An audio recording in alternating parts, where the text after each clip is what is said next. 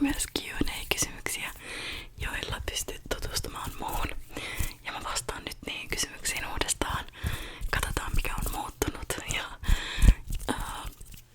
todennäköisesti on sellaisia, jotka ei ole sitä videoa katsonut, niin ehkä opit jotain uutta musta. Ja vaikka oisitkin katsonut, niin voit oppia jotain uutta musta. Niin, ettäs tiedät. Joo, mä oon aika innoissani, koska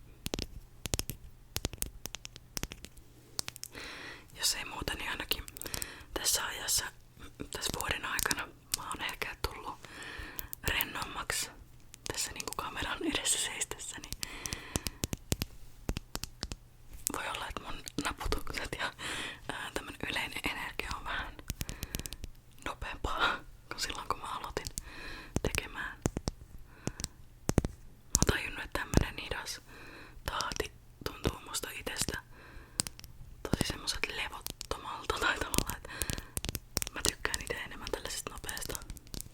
Mutta tiedän, että se ei iske kaikkiin, joten mä yritän tarjota molempia. Jokaiselle jotakin. Kaikkia ei voi aina miellyttää, sen mä oon tässä oppinut. Mutta enitenhän mä teen tätä itselleni. Se, että muut nauttii siitä on vaan ihanaa. Mutta niin, jos ei ite näitä tykkäisi tehdä, niin sitä tässä ei olisi mitään järkeä. Onneksi tykkään. Mut joo, vaihdamme esinettä. Seuraavaksi olisi tämmönen lyhty. Ja vähän niinku siinä mun kaikuvideossa oli semmonen kynä, missä oli vihreitä palloroita, niin nyt mä tajuin, että kun tää on vihreä ja toi tausta on vihreä, niin tää ei nyt oikein onnistu. Mutta tää on ehkä läpinäkyvä teille. Tai sitten toi taustan kuva näkyy siinä, mutta äänistähän voi nauttia silti. Vuoden aikana en ole oppinut suunnittelemaan näitä niin hirveän hyvin näitä videoita. Ei se mitään. Seuraava kysymys on, että keitä kuuluu mun perheeseen? Mun perheeseen kuuluu mun vanhemmat. Maailman ihanimmat vanhemmat. Ja mulla on isosisko ja 3 isoveliä. Ja kyllä mä koen, että myös mun poikaystävä tai avopuoliso, nimitestä mä vieläkään oikein osaa käyttää, niin hän on mun perhettä. Ja myös hänen perheensä on mulle ikään kuin perhettä. Eli me ollaan nyt seurusteltu vähän reilu 6 vuotta, niin kyllä tässä toisen perhekin alkaa olemaan jo itselle tosi niinku tärkeä.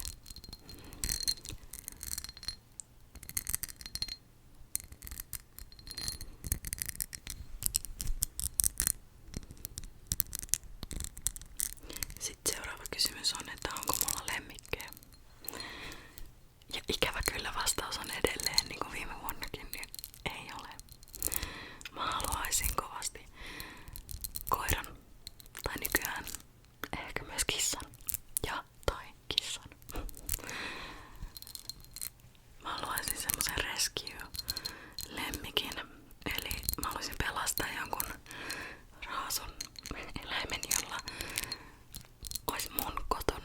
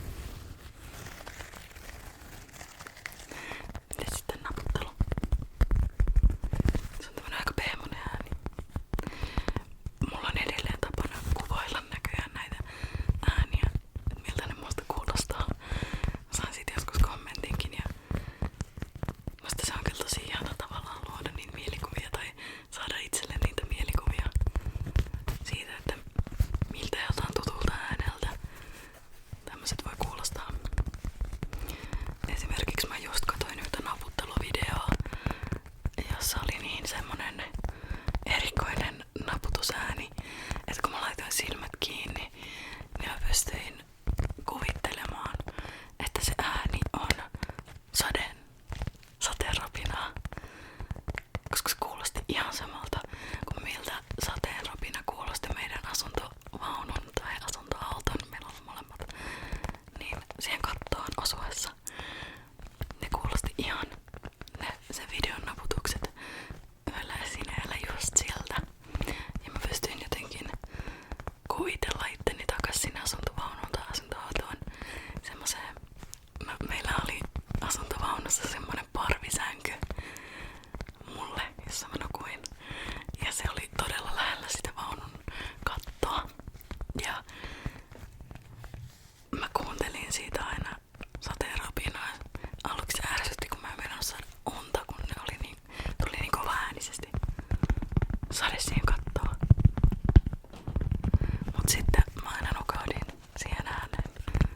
Ja mä en oo muistanut muistaa pitkään aikaa, että se oli ihanaa, kun se tuli sen videon myötä.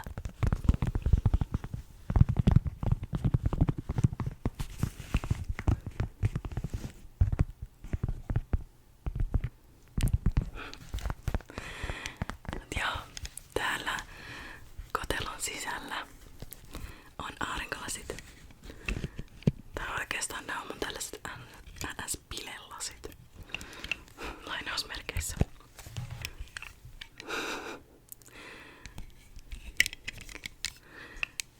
Näähän ei siis suojaa miltään aurinkolta sinänsä. On nää vaan hauskat.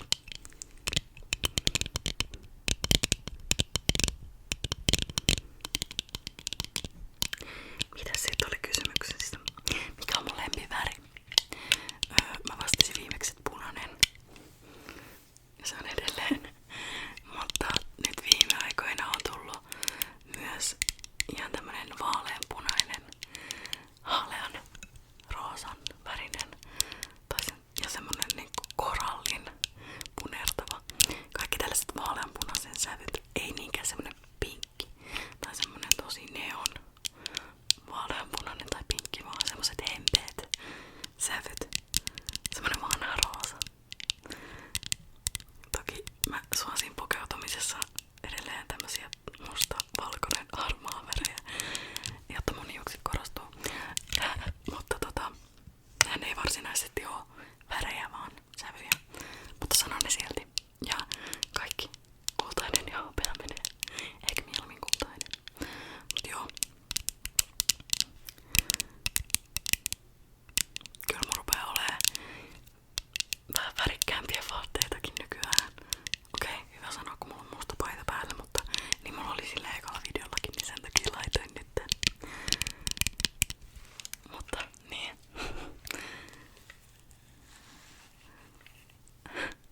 Nää kun laittaa päähän, niin kaikki näkyy vähän semmosena vaaleanpunaisena.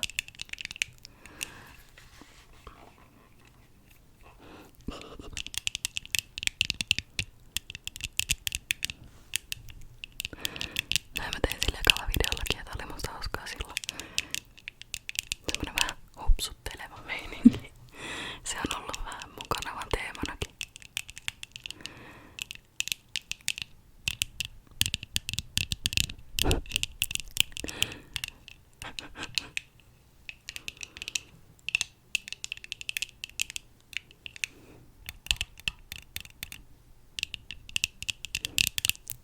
Okei. Semmoset lasit.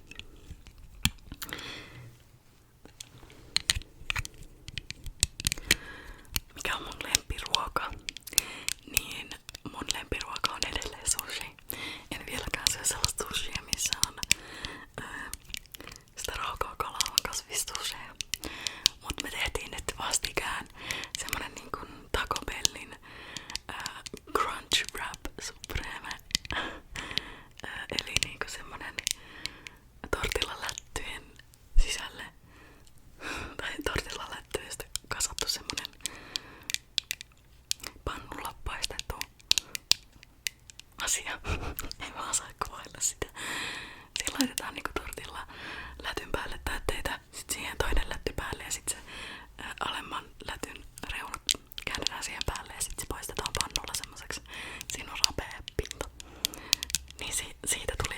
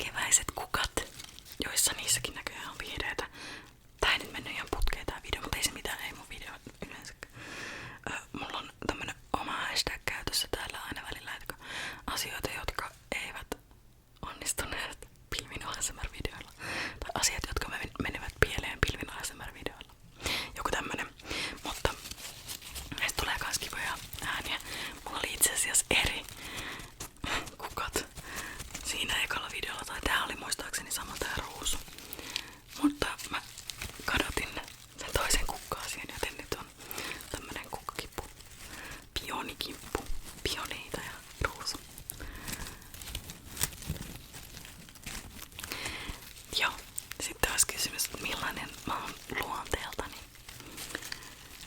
Ja koen edelleen olevani introvertti sillä tapaa, että sehän siis oikeasti tarkoittaa sitä, että ei niinkään sitä, että ootko ulospäin tai sisäänpäin suuntautunut, vaan että miten sun akut latautuu. Niin mun akut lataantuu kotona rauhassa pois ihmishälinästä. Kun taas ekstrovertit rentoutuu ja lataa akkujaan muiden ihmisten seurassa. Joo, mä tykkään olla kotona. Mä oon kotihiiri edelleen. Mut mä tykkään kyllä kans ihmisistä, ettei siinä. Mä vaan väsyn helpommin muiden seurassa. Nyt mä valitsen toisen näistä kukista. Tää on vaikeeta. Joo. Kyllä mä koen, että mä pyrin olemaan tosi avoin ja rehellinen ja hyvätapainen ja kohtelias muita ihmisiä kohtaan. Mutta kyllä mä osaan olla vähän semmonen äräkkäkin tarvittaessa. Harvemmin kylläkin. Sitä olen. Musta tuntuu, että mä oon vähän semmonen varautunut. Varsinkin uusissa tilanteissa uusien ihmisten kanssa. Mutta silti, että mä tuun toimeen siinä tilanteessa, mä pärjään ja mä selviän. Niin mulla pyrkii aina olemaan semmonen positiivinen ja optimistinen ote. Niin kuin tämmöisissä tilanteissa, mutta kyllä mun täytyy myöntää, että itselleni ja läheisille ihmisille mulla on taipumusta olla vähän semmonen pessimistinen, koska pessimisti ei pety. Mutta mulla on vähän niinku semmonen rento moodi ja sitten semmonen asiallinen kohtelias, ehkä vähän niinku asiakaspalvelumoodi. Mutta niin. Mä en koe, että se on välttämättä huono asia, että on kohtelias ja hyvätapainen ja edustaa niin kuin sillä itseäni ja perhettäni ja ikäryhmääni, kansallisuuttani, noniin, joo.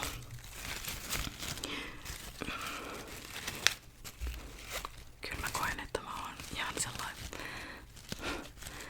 hassu tyyppi.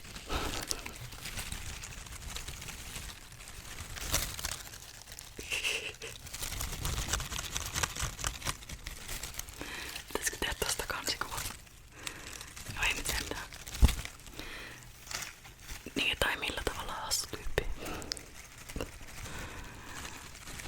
Joo. Mä vaihdan kukkaa. Sitten kysymys, millaisista asioista pidät tai mistä asioista pidät? No, mä listasin nää ylös, mä mietin nää etukäteen, niin nyt mä vaan luettelen nämä. En mä näitä sen kummemmin nyt tässä perustele, ne on ehkä semmosia itsensä selittäviä asioita. Mut mä tykkään, no toki ASMR:stä ja ASMR-videoista. Tietysti mun poikaystävästä, perheestä, kavereista, läheisistä.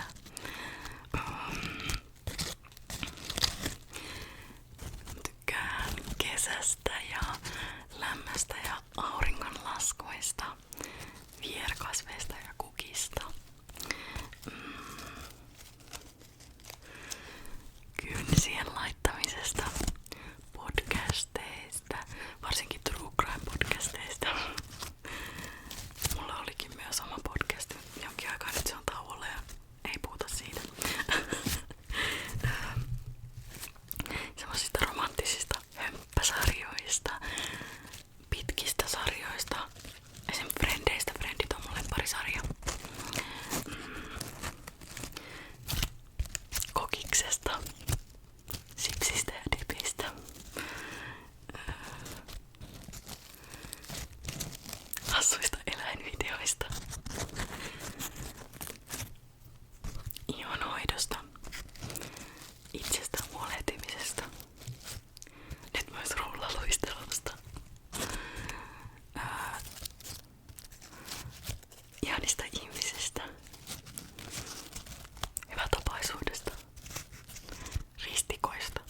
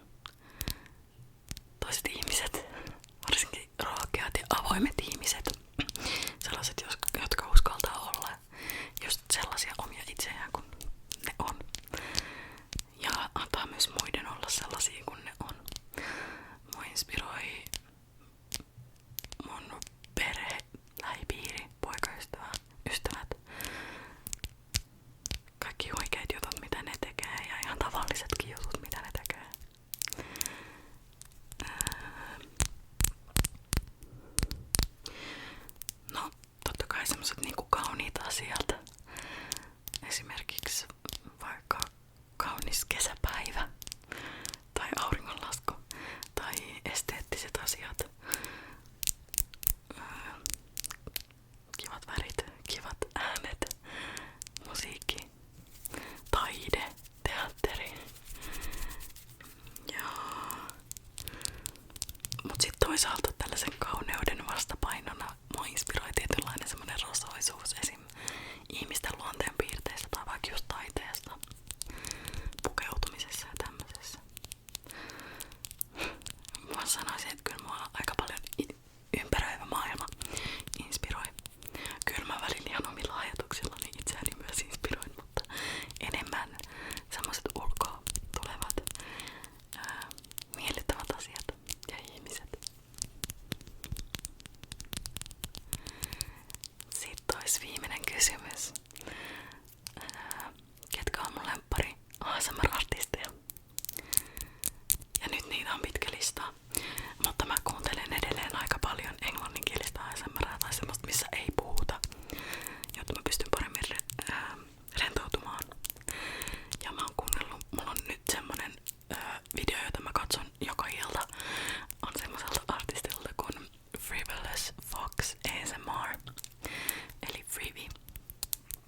Itse asiassa mä laitan tuohon alas kuvausboksiin nämä kaikki kanavat, niin voitte käydä katsomassa jos haluatte.